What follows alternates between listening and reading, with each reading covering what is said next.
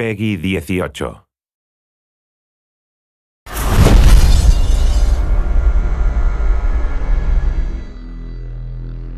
Dishonored, for me, first of all, represents adding a new fictional place on the map of important non-existing cities.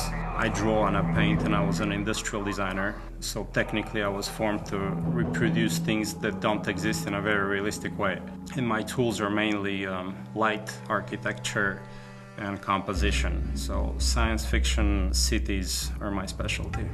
Industrial designers are again formed and trained to create things that don't exist and to make them appealing. And industrial design in itself is fiction. I specialized in advanced prototypes for non-existing cars, which are absolutely dream objects. And that's why the training is very useful. And historically, people like Sid Mead, who's designed Blade Runner, was an industrial designer, and he had the attention to detail and to craftsmanship to make up a world and make it very believable. So it's a very obvious relationship between science fiction and industrial design.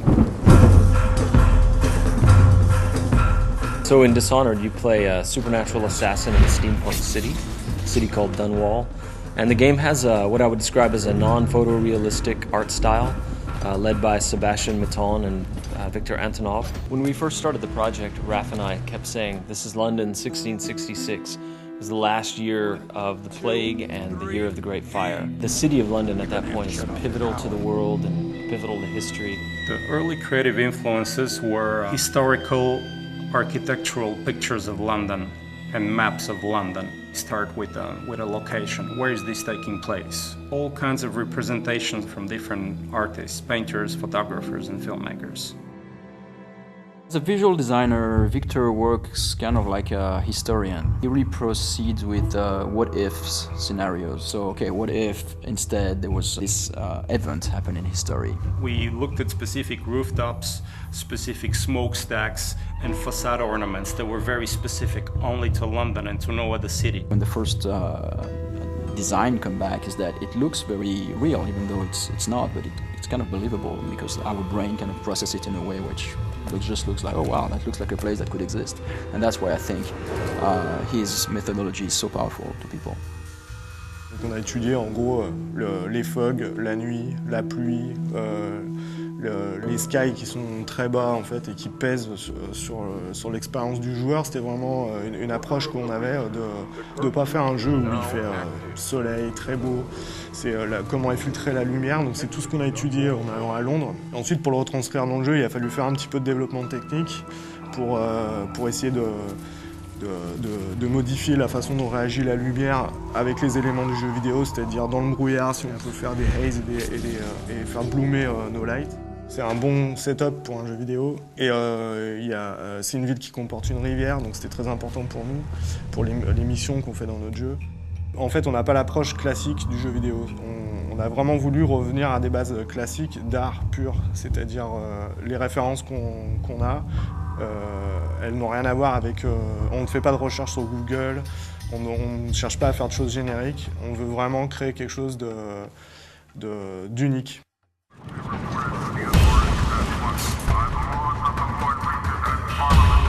But the more we worked on the game, the more two things began to happen. As Raph and I and the team collaborated with Victor Antonov and Sebastian Maton, we started moving the game forward and forward in time, until we eventually got to some sort of 1800s. We also moved further and further away from the real world and eventually just said, okay, this is the city of Dunwall.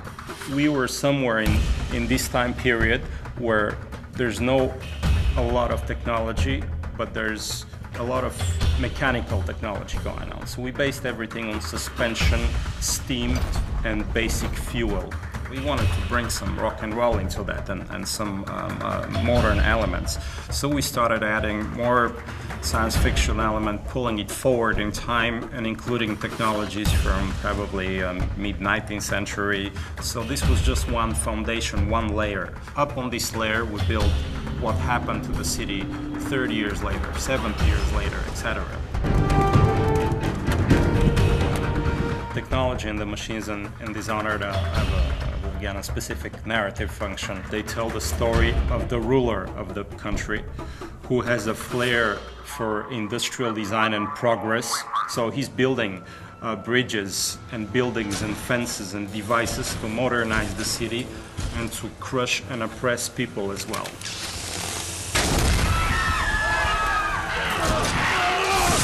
The whaling trade takes off, and there's a brilliant inventor called Sokolov, who's for us a little bit Rasputin, a little bit Da Vinci, a little bit John Dee, and he invents some devices and takes advantage of the volatile whale oil. And then the oppressive government begins to use those devices against the people as a sort of security layer. The whale oil industry in Dishonored is manifested and represented through visual elements and design elements like ships and boats. And all that suggests that the world is bigger than the city, and you have an ocean, and you have foreign different lands, and maybe colonies. So you have these mysterious ships bringing these strange animals because they're not regular whales, they're Dunwall whales. So you see them through harbors and rivers and through the coast, and the whale ships expand the scope of the city. The characters and the character design in Dishonored are no different than the architectural design on the design of the light. We wanted to get into the identity of these characters. We looked into British morphology. How are the eyes set? How's the nose? How's the skin? Play with the grotesque and with the beautiful, and we stylize this into a variety of very real faces that have a backstory and a meaning to them. On a travaillé avec des gens un peu à travers toute l'Europe et qui étaient vraiment des spécialistes en fait de l'anatomie pour essayer de ne pas perdre l'intention qu'on avait mis dans les visuels au départ. Et on a pris des gens qui étaient spécialisés par exemple dans les silhouettes et dans les vêtements, dans la découpe des plis, la façon dont travaille un jean ou un pantalon. On ne voulait pas justement que ça ressemble à des personnages de jeux vidéo avec des jambes en tube et quelques polygones pour donner de l'effet ou juste des shaders. C'est-à-dire qu'on vraiment travaille la silhouette, c'est-à-dire que nos personnages, on a une approche de loin parce que c'est un jeu de combat, donc on détecte les personnages de loin. Et on a besoin aussi d'avoir un fort caractère quand ils sont très près. Ce qui rend vraiment les personnages de Dishonored uniques, c'est le fait qu'on a voulu les typer dès le début. En fait, on est parti dans cette stylisation. Et par exemple, au niveau des proportions, si je repense au City Guard, en fait, qui est un combattant, on n'a pas hésité à lui grossir les mains, à réduire sa boîte crânienne, pour vraiment qu'il ait le physique qui reflète ce qu'il fait dans le jeu.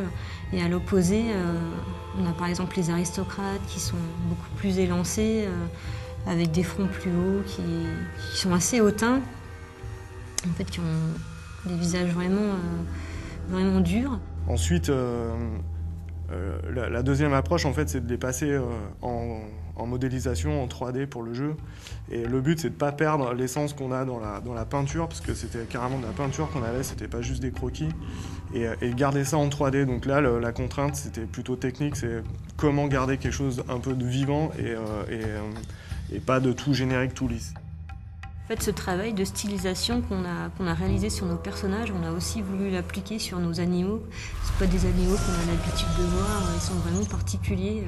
Et là, j'ai en tête l'exemple du Wolfhound, où justement, on a pris un chien, mais on l'a mélangé aussi avec un peu de crocodile, un peu de girafe, pour le rendre vraiment unique et qu'il y ait un côté fantastique dans notre univers. On a fait une silhouette très forte, il se déplace vraiment d'une manière très particulière.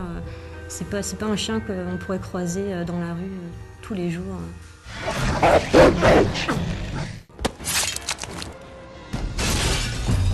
I want the Dishonored world to leave a souvenir and a memory in the player as if they had really been to this place and it moved them. And I hope it would stay in fiction as one of the places that will give people goosebumps and shivers.